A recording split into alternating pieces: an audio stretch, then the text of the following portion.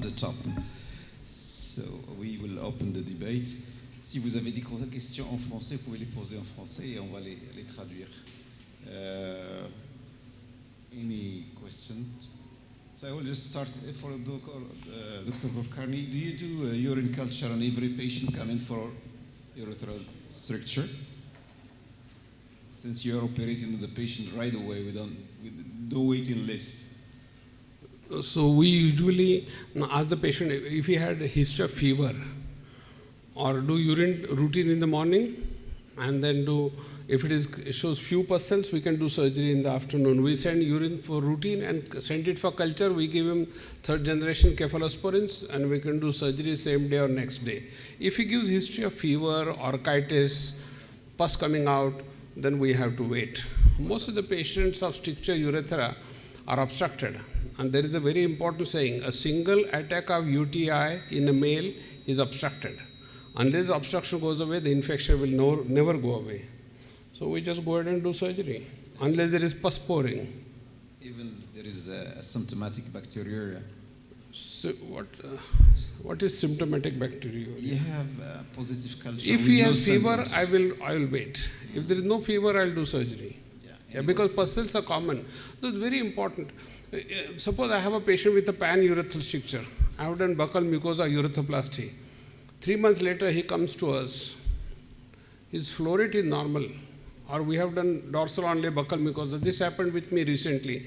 So there was a cancer surgeon. I did his urethroplasty. He had UTI repeatedly last 6 months. He is known to have a stricture for last 10 years. He was doing self-CAT, dilatation, DVIU. Ultimately, he landed with urethroplasty. We did his urethroplasty. After 3 months, every month he is getting fever with rigors. His flow rate is normal, residue urine is minimal. So we did an MRI, very interesting. It shows micro abscesses in the prostate. So this is what is new to us. We have seen now a number of patients which are obstructed have infection in the prostate. We give IV antibiotics, high doses, and he's okay now, without surgery. Thank you, Mr. Kulkarni, for accepting the invitation coming to Morocco. Really, we took plane and miles to attend courses of Mr. Kulkarni. And now I thank my friend Abu Fadl, who invites our Kulkarni to Morocco. So you're welcome.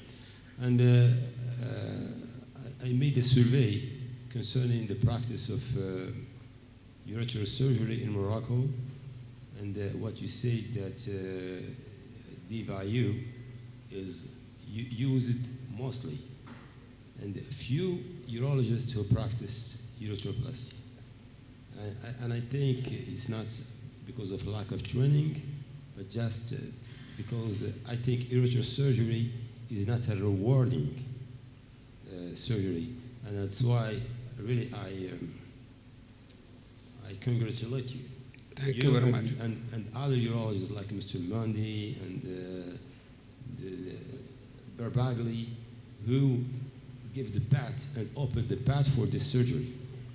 And you're inspiring. Even you don't know me, I know you through your YouTube and the surgery of pan-urethral surgery. First time I saw it in YouTube, and I tried to redo it with my residents. Really, it's a technique that works. Thank you. And the first patient that I did works. Surely I didn't do it like Mr. Kulkarni, the one side dissection. I did all the dissection. I dissect all the ureter, from the right and the left. And I try to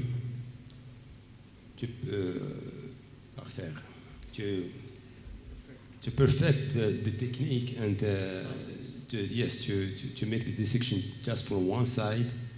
And also I practiced the penile invagination.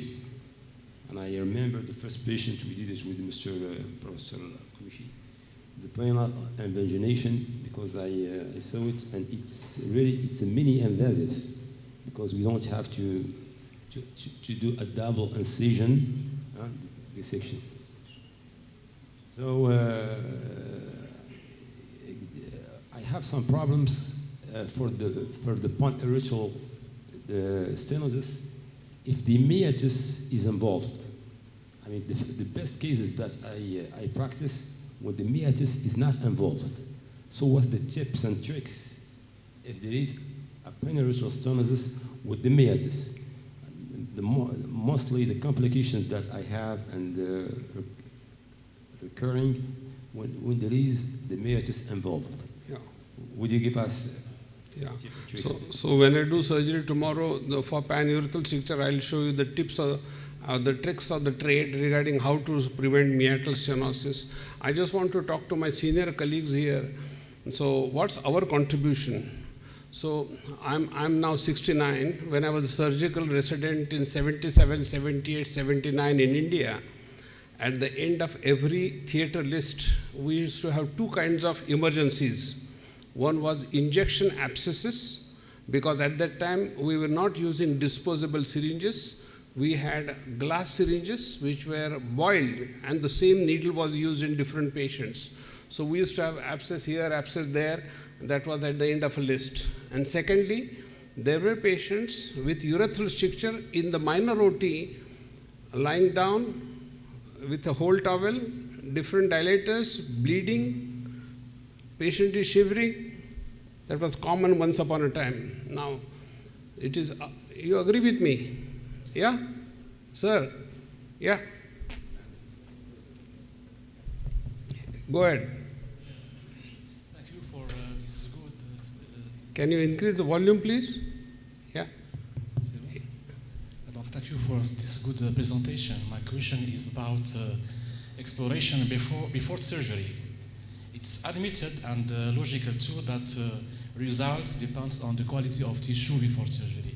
What do you use before? MRI, as you showed on your movie, or a simple ultrasound sonography, well done, is enough?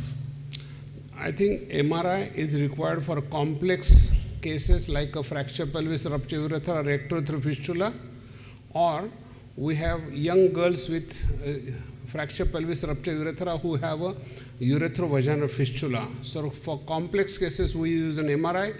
For if there is on an X-ray, if there is a bony chip going on to the bladder neck, we do a CT scan. So these investigations are rarely. What I wanted to say, once upon a time, we used to have patients undergoing dilatation, and that was really bad. So we are responsible for stopping dilatation around the world.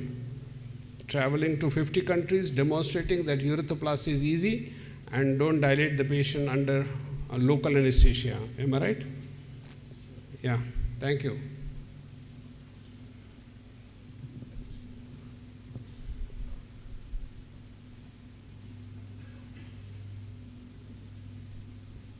So, thank you, Professor Kulkarni. You are one of the pioneering surgeons in the world for urethral surgery. We are very honored to have you here.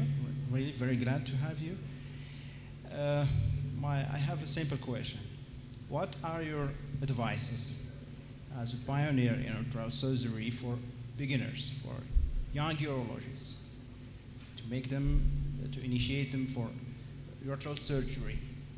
I really have the chance to work in a university department with Professor Saf here, our head of department.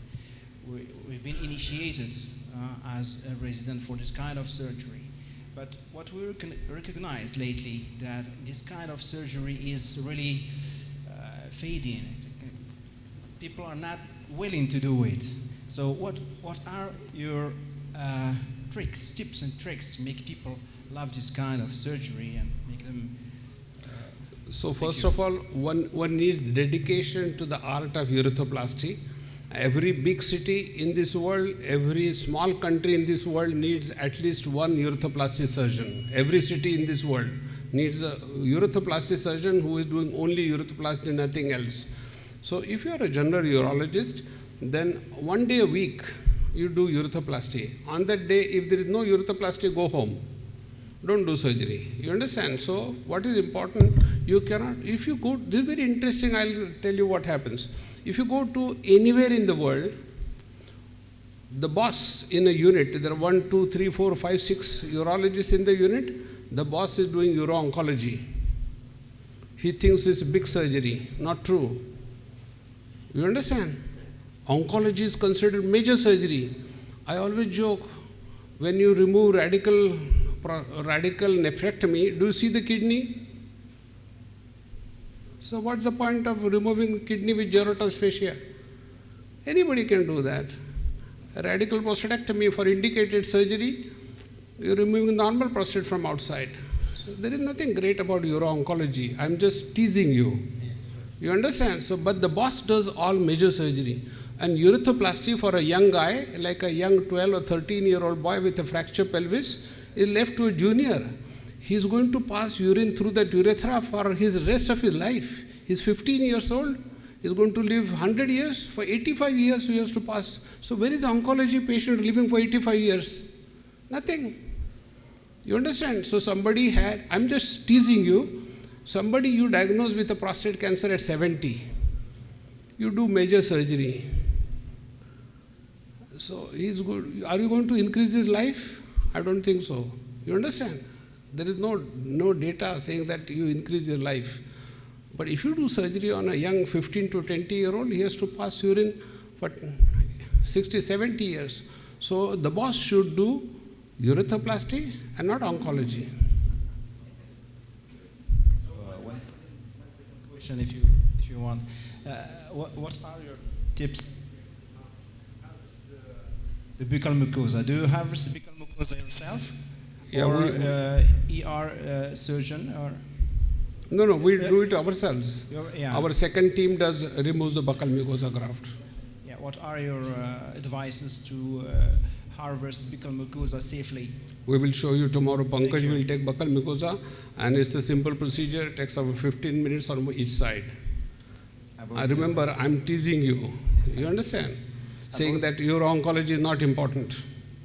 About the buccal mucosa harvesting, which site you prefer? I think the lips is So, now no, we don't take lip. only checked. Yeah, because what happens is, if you take lip, then we have something like an ectropion of the eye, like this. So lip turns like this. Secondly, the patient's wife complains that he is not kissing as good as before, with the lip gone. You don't kiss with the cheek, so cheek is okay. Yeah, you see what I want from my question. I want personally get rid of the ear and nose surgeon. Yeah. In traumatic structure that are longer than usual, you still use excision or you have to patch? So traumatic stricture longer than normal, we do augmented anastomosis. Probably more than 2 centimeters. Yeah, then we have something like a graft plus flap, dorsal graft plus a preputial flap ventrally, and we cover it with a residual spongy tissue, if there is available, for longer gaps which are obliterative. So every year we get about 10 patients with what we call a bulbar urethral necrosis. There is no bulbar urethra because of repeated transection. We use a pedicle preputial tube. If possible, if there is no prepuce, then we use a graft plus distal penile skin flap. We have cases where after long-standing structure, they have this vesico-urethral reflux that are stage 5, for example. Do you correct this simultaneously? No. If you relieve the obstruction, the high pressure bladder will turn to normal. And then any patient who has a dilated proximal urethra or a reflux, he needs surgery as soon as possible to protect his kidneys. Do you perform buccal mucosa flap in female? We do female urethroplasty regularly. We make an inverted U incision, and then inside the urethra up to the bladder neck, we insert a graft and we close. So this is a common operation. Mr. Kulkarni, I appreciate your technique to dissect the proximal aorta to achieve the proximal aorta. I mean, the corporal incision, separation, and inferior pubectomy. Is it mandatory for any patient for pelvic traumatic, or just in cases when the gap is high? We do not use buccal mucosa for traumatic posterior urethral stricture, but occasionally if the stricture is proximal, we may separate the crura and we insert a graft and close the crura again for the graft bed. No, just for the anastomotic. Yeah. For the anastomosis between the distal and the proximal after excision of the scar. Should we do inferior pubectomy mandatory for any patient, or just for indication if we have a gap? No, then we use supracrural rerouting, take the urethra above the corpora. Yes. Rerouting and Yeah. corporal separation Yeah. and inferior pubectomy. You do it for everyone, or you have a few indications? Occasionally. Any place for free skin graft? Yeah, we use free skin graft. We have described a new technique now for panurethral stricture, Where do you which will be have- published. So we showed a video in AUA. I will tell you what happens. If you have a long panurethral stricture, we make an outer circumcision, inner circumcision, and we have both skins which are opened up and kept on a syringe barrel. And then we take a spiral graft, which is this long, and we put it as a dorsal onlay. Single preputial spiral graft. This is still there is a pedicle. Hmm? Is it free?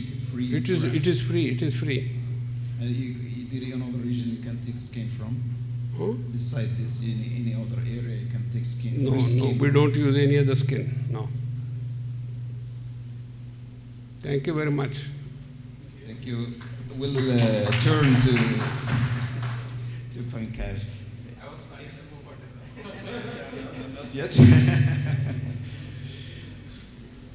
If there is any disruption of the urethra during the procedure, so how do you explore this? You carry on with the surgery. If the urethra is damaged while doing corporal dilatation, technically you have to stop the surgery, just repair the urethra and come out some other day for the processes. You keep a catheter for a while. Huh? It's like doing a urethroplasty, it's a iatrogenic injury, so at least 2 weeks. I've seen it being happening in a live workshop done by one of the most, it can happen to anyone, Seniors, sure. to the inventor. So it just can happen to anyone. So the only important thing is you just stop, you don't have that surgical zeal to go and demonstrate the surgery. You just have to stop and come out at that moment. How often you should, or how long you can wait after sepsis to do another? So God forbid sepsis doesn't happen to anyone, but if it happens, then you should flush. So there's a technique. So if you go, I'll try and share it with you tomorrow. There are 7 washes which you give. It's similar way perhaps how you make your drinks.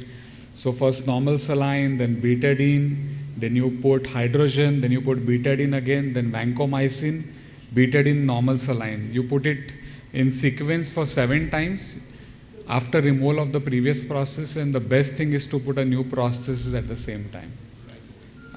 We have done it twice.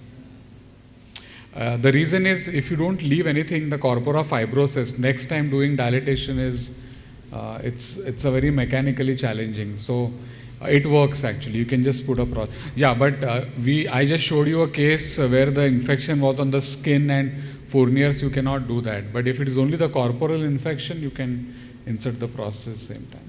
As a prophylactic measure for first insertion, you use what kind of antibiotic? So vancomycin 1 gram the previous night of surgery and at the time of incision, at least 10 minutes prior or even at This is incision. not for a case who have been infected previously. Someone. Oh, infected previously, you just have to take a culture. So basically, New patients. new patient. So we are making a skin incision.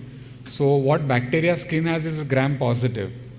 And urine will have a gram-negative bacteria, so you need a broad spectrum. So you have aminoglycosides, that is amikacin or a vancomycin, which will give you a gram-negative coverage, and a third-generation cephalosporin like a ceftriaxone or a ceftizidime or a cefoperazone, which gives you a gram-positive. So you just use both of them for a period of 3 days, and that should do good. That's it. 3 days, no more. No more.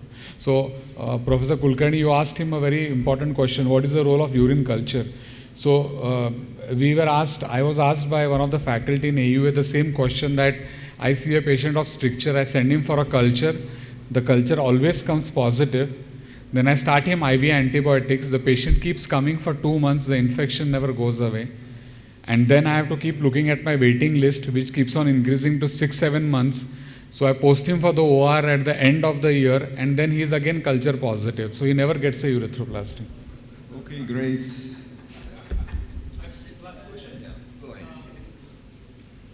Question about in penile prosthesis. If you had an injury when you made the dilatation of the corpora cavernosa, Yeah. you must stop. But it's the same thing if you want to put a malleable prosthesis or inflatable prosthesis. It's the same things, or there is a difference? I think that maybe for the malleable prosthesis there is more risk than inflatable prosthesis when you made an injuries for the corpora cavernosa. Yeah, so you will see tomorrow, malleable process insertion is more of a mechanical job. The urologist, anyone who's doing, has to use a lot of pressure or a trick to put the cylinders, because the process doesn't bend as well. For a process which is 3-piece, it is very easy. So there can be a cross perforation. You can go from left corpora into the right. If that happens, you just change the direction, it becomes all right. But It can happen. It can happen, but if it's happen, if you wanna put the malleable prosthesis, you must It's fine. stop. Not at all. Same thing. Same thing. So what is the trick? If it can happen tomorrow, you never know.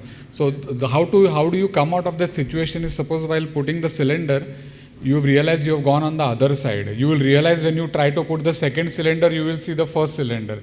You remove this, you put a dilator in this corpora, so it acts like a cylinder. And then this process will go in the correct corpora. You take the dilator and put the second process. And if there is lateral injuries, it's not the same thing. Lateral injuries. Unlikely, because the only injury will be a medial injury. When you are dilating, most injuries usually are medial. You will unlikely perforate on your side or come out of the skin. Thank you very much. That was a very interesting debate. We have to leave it here, unfortunately, and not Thank you. stand in any more between you and dinner. So thank you very much, gentlemen.